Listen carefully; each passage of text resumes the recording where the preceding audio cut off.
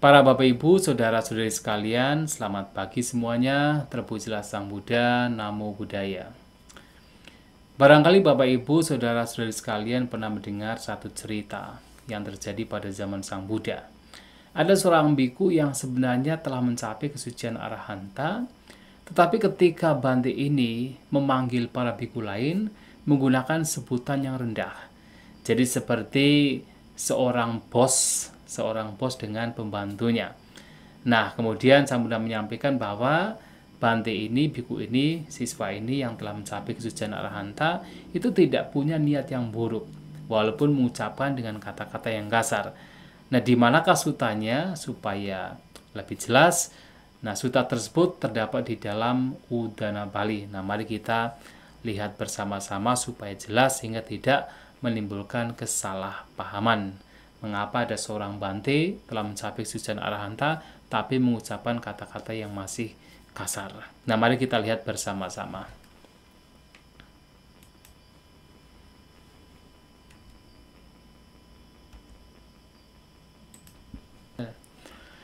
Ya, inilah khotbah yang dimaksud, yaitu Pilinda Waca Sutta. Jadi kenapa disebut sebagai Pilinda Waca Sutta? Karena khotbah ini diberikan Sang Buddha kepada Pilinda Waca, seorang biku bernama Pilinda Waca, yang adalah tadi biku yang menggunakan kata-kata kasar, tetapi sebenarnya sudah mencapai kesucian arahanta. Nah, khotbah ini diawali dengan kalimat Ewang Misutang. Ini adalah kata-kata dari Bante Ananda. Demikianlah yang telah saya dengar.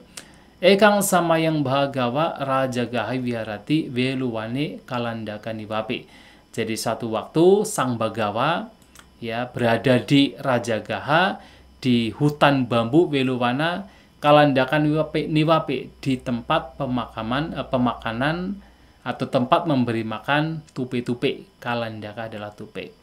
Nah, tena kopala samayena ayasma pilinda waco biku wassalawatina samudra sarati.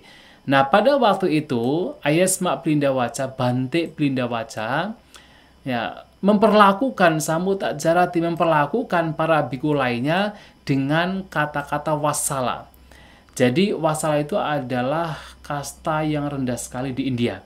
Jadi dengan kata lain bahwasanya Bante Pilinda Waca ini memperlakukan para biku lain itu dengan kata-kata layaknya, yaitu dari kasta tinggi atau katakan orang yang terpandang terhadap kaum wasala atau kaum yang punya strata di masyarakat rendah.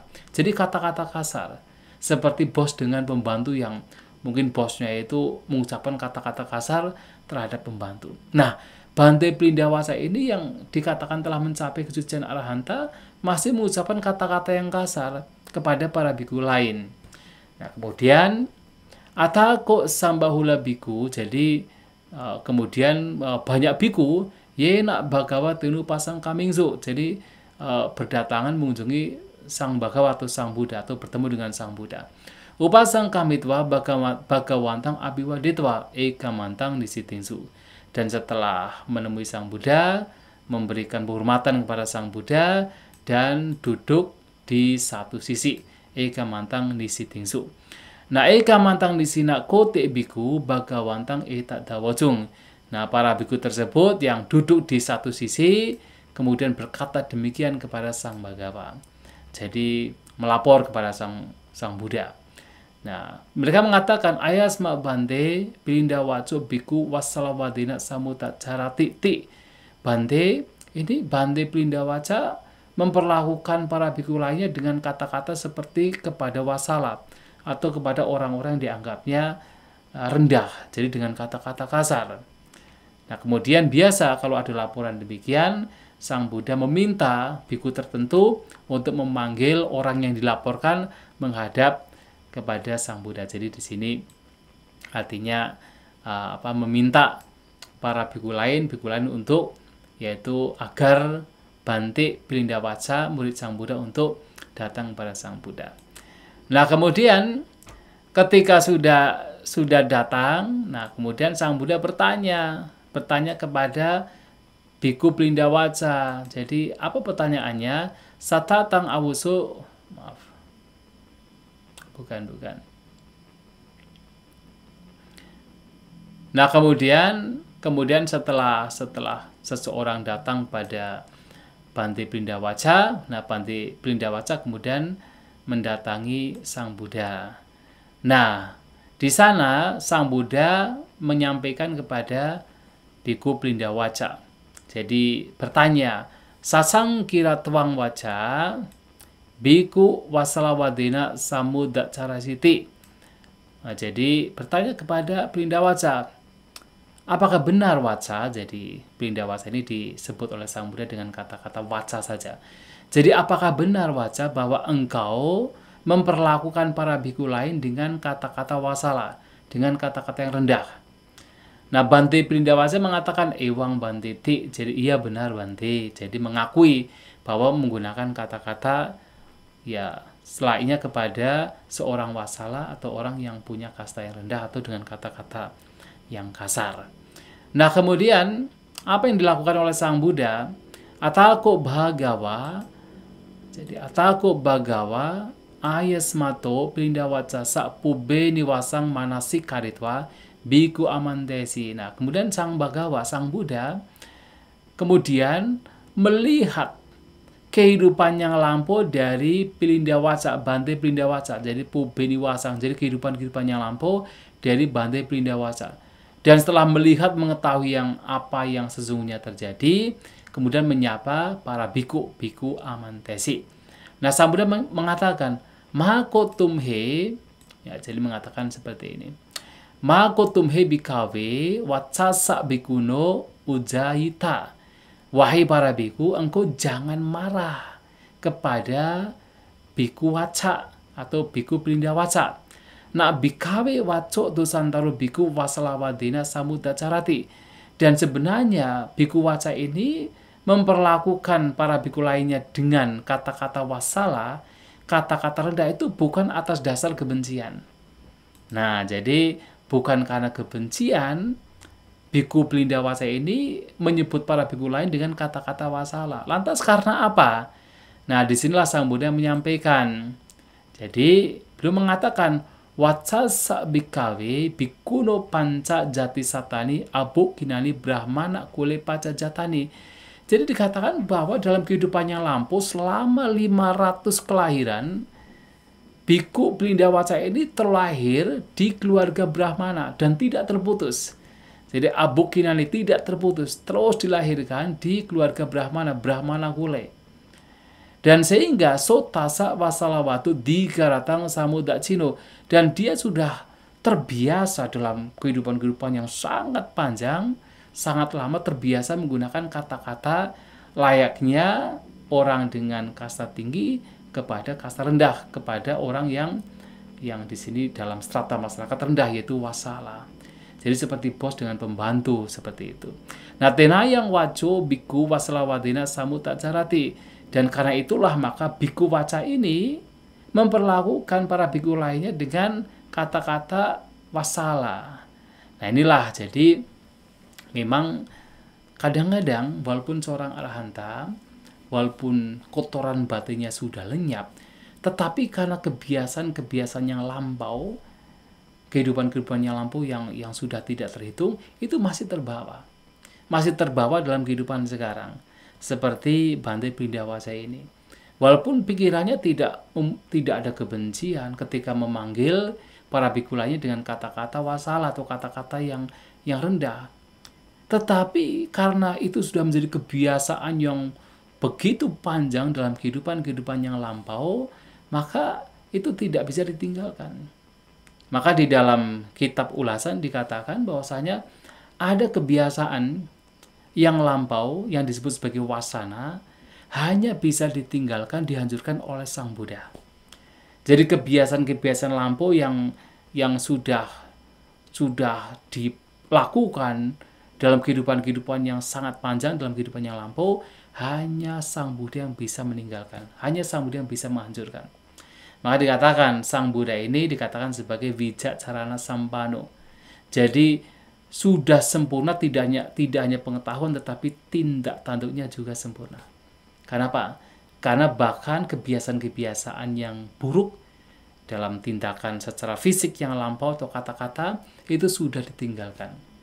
Tetapi seorang arahanta, siswa Sang Buddha, walaupun pikirannya sudah bersih, kotoran batinnya sudah lenyap, ada kalanya kebiasaan yang lampau yang tentunya dalam kehidupan sekarang tidak didasari oleh kotoran batin itu masih terbawa.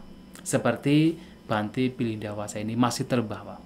Maka ada satu khutbah dalam Anguttara Nikaya bahwasanya kalau kita melihat seperti mangga, nah, ada mangga yang kulitnya itu hijau tetapi dalamnya itu sudah matang.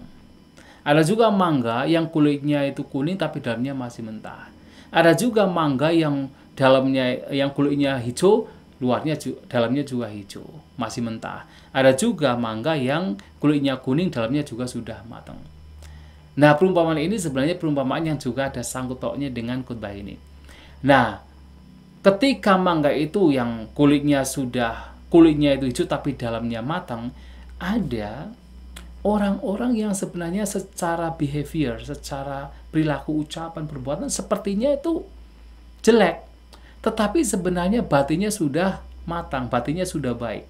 Jadi perbuatannya, ucapannya itu kelihatannya, tampaknya itu buruk, serampangan, ya, tetapi batinnya itu sudah bersih. Nah, itu kulitnya kelihatan hijau tapi dalamnya sudah matang. Tapi ada juga orang yang kelihatannya baik, ucapannya kelihatannya baik, perbuatannya kelihatannya baik, tapi batinnya belum matang. Artinya pikiran buruknya itu belum lenyap. Itu seperti buah mangga yang kulitnya kuning tapi dalamnya masih mentah. Tapi memang ada yang memang mangga yang kulitnya hijau, dalamnya juga mentah. Jadi secara perilaku, ucapan dan perbuatan juga memang buruk, kelihatan buruk, dalamnya juga memang buruk. Tapi ada juga memang seperti mangga yang kulitnya kuning, kemudian dalamnya juga sudah matang. Jadi perilakunya, ucapannya, perbuatannya baik. Nah, memang pikirannya juga sudah matang, sudah baik, bahkan sudah mencapai kesucian arahanta. Tetapi kasus dari Bhante Pilindawasa ini seperti apa? Mangga yang kulitnya hijau, tetapi dalamnya sudah matang. Jadi artinya ucapannya sepertinya kasar, tetapi hatinya, batinnya itu sudah bersih dari kotoran batin. Nah, oleh sebab itu, kadang ada pertanyaan, apakah kita bisa melihat seseorang telah mencapai kesucian dari perilakunya? Kadang tidak bisa. Karena apa? Itu tadi, habit yang lampu itu kadang-kadang masih dibawa, walaupun seorang suciwan, seperti Bhante Pilindawasa. Karena yang tahu persis ya masing-masing individu. Ya, kalau ada Sang Buddha yang tahu pikiran dari orang lain. Nah, itulah dalam sutta ini dikatakan demikian. Nah, karena hal itulah kemudian Sang Bhagawa ya dikatakan menyampaikan satu syair. Jadi, Atako Bhagawa ita matang widitwa tayang wilayang imang udanang udanasi.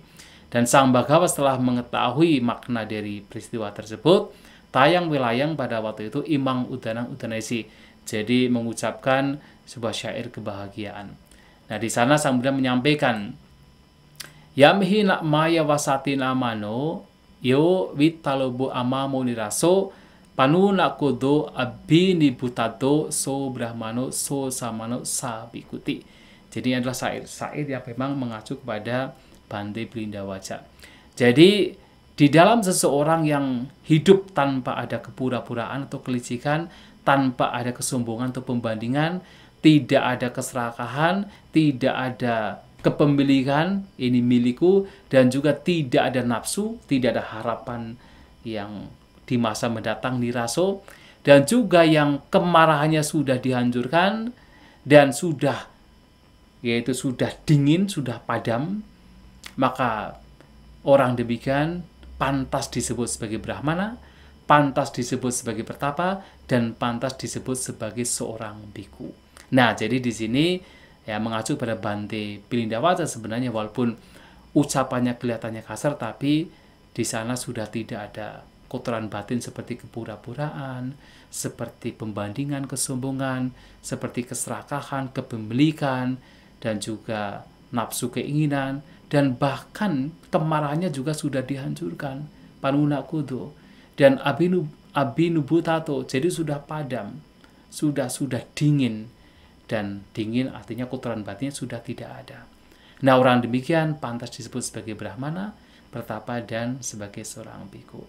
Inilah khotbah yang berkenaan dengan seorang biku yang masih mengucapkan kata kasar tapi sebenarnya sudah mencapai kesucian arahanta. Dan ternyata karena kebiasaan yang lampau yang sudah diakumulasi dari berbagai macam kehidupan sehingga itu tidak hilang. Tetapi kotoran batin bagi seorang arahanta itu sudah lenyap total. Itulah Bapak Ibu Saudara-saudari sekalian, semoga menjadi sebuah pemahaman bagi kita semua. Semoga kita semua maju dalam dhamma, sampai sata bhavantu sukhitata. Semoga semua makhluk berbahagia.